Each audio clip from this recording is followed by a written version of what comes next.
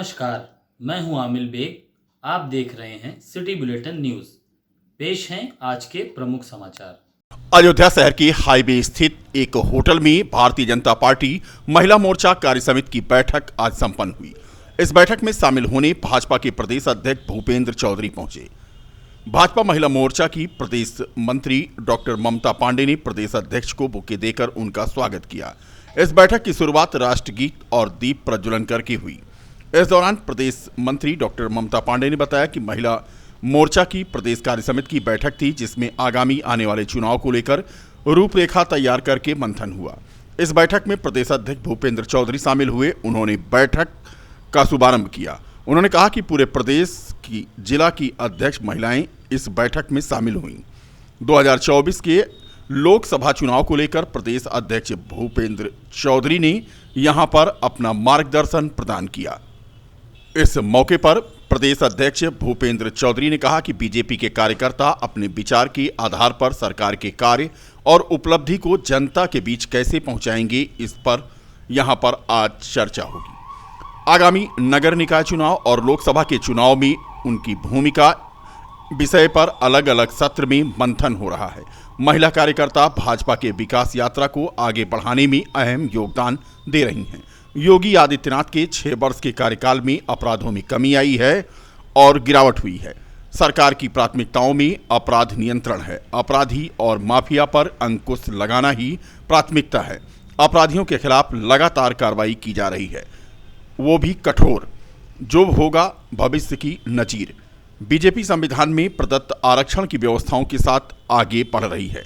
उच्च न्यायालय के आदेश के बाद सरकार और पार्टी ने यह स्पष्ट कर दिया है कि बिना पिछड़ा वर्ग के आरक्षण के ही चुनाव नहीं कराया जाएगा।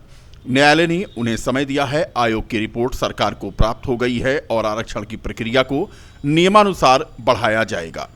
अधिसूचना के बाद तैयारी चुनाव की होगी और बीजेपी की उपलब्धियों को लेकर जनता के बीच में सभी जाएंगे। प्रदेश की कार्य समिति थी महिला मोर्चा की भारतीय जनता पार्टी की, तो हमारी राष्ट्रीय अध्यक्षा अभी दीदी बैठी हुई हैं।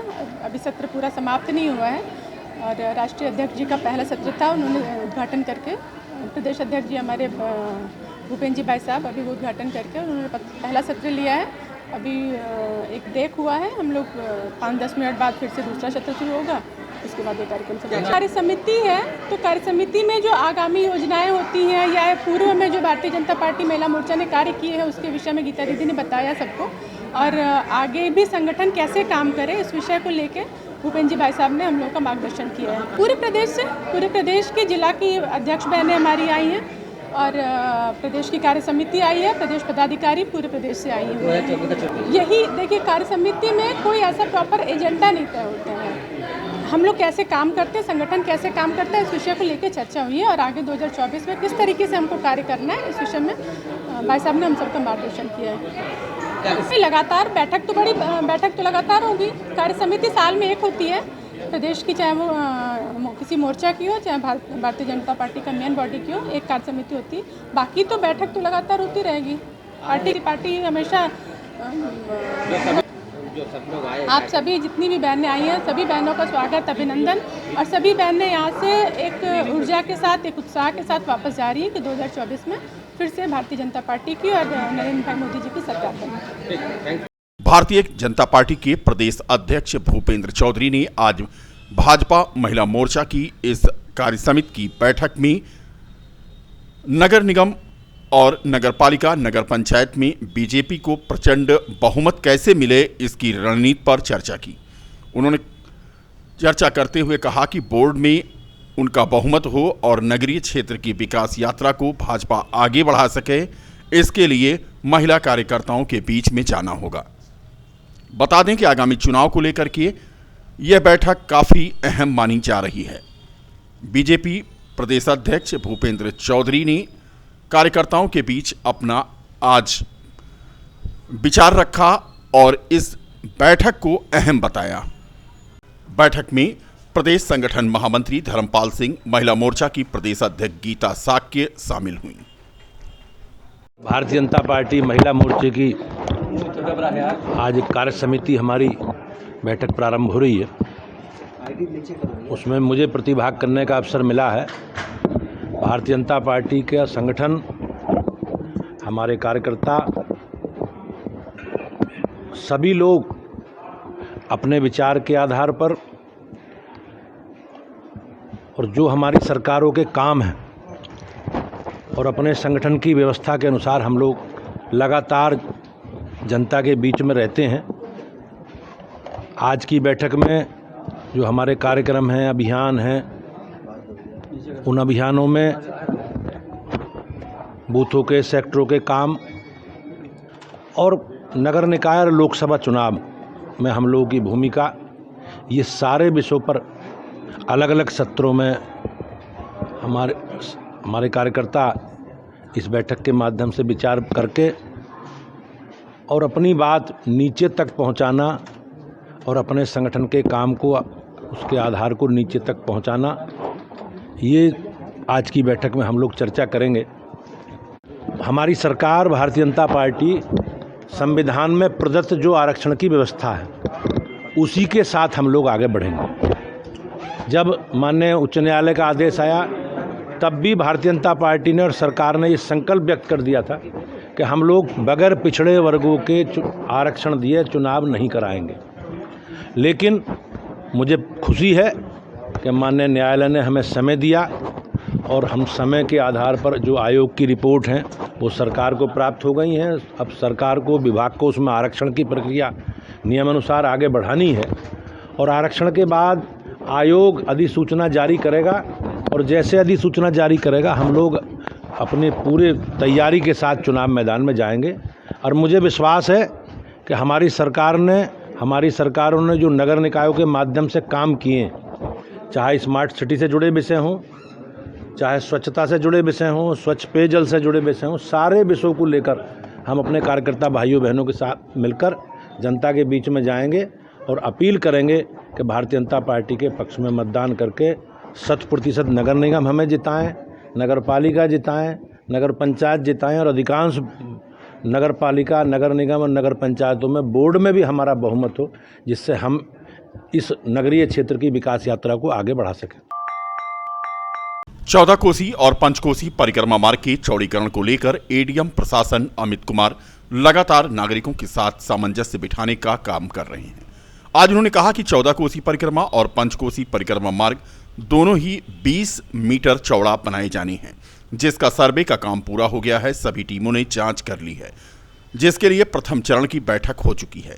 एडीएम प्रशासन अमित कुमार ने बताया कि परिक्रमा मार्ग की परिधि में आने वाले लगभग 100 से 150 लोग आज वार्तालाप के लिए आए थे, जिनको अवगत कराया गया है कि परिक्रमा मार्ग 20 मीटर चौड़ा होगा, जिसका शासन द्वारा पैसा अप्रूव हो गया है और जैसे ही पैसा आ जाएगा बैठक कराएंगे और परिक्रमा मार्ग की परिधि में आने वाले भूस्वामियों को सर्किल रेट से 2 गुना मुआवजा दिया जाएगा। गृह समिति की बैठक के बाद अप्रैल के प्रथम सप्ताह में बैनामा कराकर खाता धारकों के खाते में मुआवजे की धनराशि भेज दी जाएगी। बता दें कि ऊहापोह की स्थिति थी कि आखिर चौड़ाई क्या होगी, तो आज उन्होंने स्पष्ट किया कि 20 मीटर चौड़ा होगा परिक्रमा मार्ग। उसी परिक्रमा मार्ग दोनों ही 20 मीटर चौड़े बनाए जा रहे हैं और उस पर हमारा सर्वे हो चुका है, सभी टीमों ने जांच कर ली है और प्रथम चरण की बैठक भी हो चुकी है। उसमें जितने भी हमारे स्टेक होल्डर्स थे, विभिन्न मतलब एरियाज़ के लोग आए थे, ककरई बाज़ार से, मिर्ज़ापुर माफ़ी, सैनवाजपुर और जमथरा, जनौरा, इसके अलावा ककरई बाज़ार और घोसियाना, जितने लोग भी आए थे, काफ़ी लगभग 100-150 लोग आए थे, तो उनको बता दिया गया है कि रोड 20 मीटर है और सर्वे हो चुका है। अभी हाल में कल ही कैबिनेट से इसका जो फंड है अप्रूव हुआ है। जैसे हमें फ़ंड प्राप्त होगा हम क्रय समिति की बैठक कराएंगे और इस पर सर्किल रेट का, चूँकि सिटी का एरिया है तो इसमें ज़मीन का सर्किल रेट का 2 गुना मुआवजा मिलेगा। वो पूरी बैठक करके अनुमोदन करा लेंगे ताकि हम इसके बैनामे शुरू करा दें। हमारा केवल फंड आ जाए और क्रय समिति की बैठक हो जाए तो उम्मीद करेंगे कि हम अप्रैल के प्रथम सप्ताह से इसके बैनामे शुरू करा दें। अब सीता झील की जानकारी नहीं, वो प्राधिकरण के क्षेत्र में होगी तो इसकी जानकारी नहीं होगी। रामपथ यानी शहादतगंज से नया घाट के बीच में सड़क चौड़ीकरण का काम चल रहा है। ऐसे में जो मंदिर पथ के दायरे में आ रहे हैं उनको शिफ्ट करने का काम शुरू हो गया है। तस्वीरें आप देख सकते हैं। कंधारी बाजार क्षेत्र में शीतला माता का मंदिर, अष्टभुजी माता का मंदिर समेत लगभग 3 मंदिर ऐसे थे जिनके शिफ्टिंग का काम अब प्रारंभ हो गया है। आज कंधारी बाजार के पार्षद बुद्धिपाल प्रजापति के नेतृत्व में पूजा पाठ करके मंदिरों की मूर्तियों को शिफ्ट करने का कार्य शुरू किया गया है। तो कुल मिलाकर के शहादतगंज से नया घाट तक राम पथ के दायरे में आने वाले मंदिरों के शिफ्टिंग का काम अब शुरू हो चुका है, जिससे काम को आगे गति दी जा सके। जो भी धर्म स्थल रास्ते में पड़ रहे हैं, जिनका अवरुद्ध हो रहा है रास्ता, तो ऐसे धर्म स्थल सब जगह जहाँ शिफ्ट किए जा रहे हैं। इसी क्रम में 2 मंदिर, एक शीतला माता का मंदिर है, एक अष्टभुजी माता का मंदिर है। ये बलरामपुर हाउस में एक बड़ा मंदिर शंकर जी का है, वहाँ पर शिफ्ट करके आज पूजा पाठ किया गया है और अभी हम लोग मूर्ति यहाँ शिफ्ट करेंगे।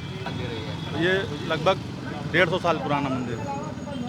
ये मंदिर 4x4 का 2 मंदिर है, जिसका चौतरा लगभग 20 फीट का है और मूर्ति की साइड लगभग 12 इंची है। 20 मीटर चौड़ीकरण होना है। भाजपा नेता और नामित पार्षद रीना द्विवेदी के आवास पर आज होली मिलन समारोह आयोजित हुआ, जिसमें सांसद लल्लू सिंह शामिल हुए। महिला मोर्चा की महिलाएं भी इस होली मिलन समारोह में शामिल हुईं और भजन हुआ, नृत्य हुआ और रीना द्विवेदी ने सभी को गले लगा करके होली की बधाई दी। होली मिलन समारोह में अशोका द्विवेदी, शकुंतला गौतम, लता कश्यप समेत महिला मोर्चा की तमाम महिलाएं और महिला नेत्रियां शामिल रहीं। इस होली मिलन समारोह में शामिल हुए सांसद लल्लू सिंह ने महिला मोर्चा की सभी महिला कार्यकर्ताओं, नेत्रियों को होली की ढेर सारी शुभकामनाएं दी। इस मौके पर नामित पार्षद रीना द्विवेदी ने कहा कि होली का त्यौहार रंगों का त्यौहार है। सभी गिले शिकवे भूल करके लोग एक दूसरे से गले लग करके एक दूसरे को होली की बधाई देते हैं। इन्हीं सब उद्देश्यों को लेकर के उन्होंने यह आयोजन किया था। मेरे आवास पे हम लोगों ने किया है और सबको होली की शुभकामनाएं दी हैं, साथ में महिला दिवस की भी शुभकामनाएं सबको दी हैं। सारी महिला मोर्चा की हमारी पूर्व जिला अध्यक्ष सारी महिलाएं हमारे आवास पे हैं और अभी सब लोग अबीर गुलाल लगाया गया, गुजिया खिलाई जा रही, थोड़ा सा भजन कीर्तन होगा। बस इसके बाद हम लोग गेस्ट में हमारे माननीय सांसद जी महिलाओं को सब उन्होंने बधाई दिया है आज, क्योंकि उनकी ट्रेन है इसलिए वो जल्दी चले गए। सब बहनों को वही बधाई दे के गए, सबको आशीर्वाद दे के गए। महिलाओं को सबको होली की शुभकामनाएं, सबकी रंग बिरंगे रंग भरते रहे। सब नाम पर बता दीजिए। मेरा नाम रीना द्विवेदी, नामित पार्षद। मां आशा देवी अग्निवंशीय चौहान क्षत्रिय कल्याण समिति का होली मिलन समारोह कुमारगंज क्षेत्र के जोरियम ग्राम सभा में विश्वनाथ सिंह की अध्यक्षता में संपन्न हुआ। कार्यक्रम में मुख्य अतिथि के रूप में राजा राणा सूबेदार सिंह चौहान शामिल हुए और विधि मंत्र द्वारा चंद्रराज सिंह, अमित पांडे, राधेश्याम तिवारी, रामसागर मिश्रा ने राज तिलक उनका किया। समाज के पदाधिकारियों ने 51 किलो की माला पहना करके उनका सम्मान किया। इसके साथ ही अग्निवंशीय चौहान कल्याण समिति के अध्यक्ष डीके सिंह ने कार्यक्रम में सम्मानित अतिथियों का राज तिलक किया। कार्यक्रम के दौरान उन्होंने बताया कि 135 गांव के चौहान समाज के लोग आज यहां पहुंचे। अग्निवंश में मैं संदेश देना चाहूँगा या सभी लोगों को मैं संदेश देना चाहूँगा कि आज जो समय है, जो युग चल रहा है, वो शिक्षा का युग चल रहा है। तो मैं सभी से कहना चाहूँगा कि ये दुनिया की बातें छोड़ करके कलम उठाएं और कलम से अपने उनका सम्मान बढ़ाएं, अपना स्थान बढ़ाएं और परिवार का मान बढ़ाएं। क्या नाम है आपका? राणा सूबेदार सिंह चौहान, राजभवन बढ़ावा, प्रतापगढ़। यहाँ पे किस तरह का कार्यक्रम किया गया है? पूर्व नियोजित भव्य होली मिलन का कार्यक्रम आज जोरियम ग्राम सभा में विश्वनाथ सिंह के जो है अध्यक्षता में जो है इनकी व्यवस्था में आयोजित किया गया था। हमारे जो है यशस्वी प्रधान जयप्रकाश सिंह, जो कि विश्वनाथ सिंह के जो है 35 गांव के चौहानों को आज जो है यहाँ पर इकट्ठा करके होली मिलने का कार्यक्रम था, जिसके मुख्य जन हमारे परिवार के राजा राणा सूबेदार सिंह जो है नड़ावा राजभवन से प्रतापगढ़ से आए थे और कार्यक्रम में जो है उनके साथ जो है प्रतापगढ़ अध्यक्ष श्री राम लखन सिंह जी, प्रतापगढ़ के जो है कौसंबी के जिला अध्यक्ष जो है अखिल भारतीय क्षत्रिय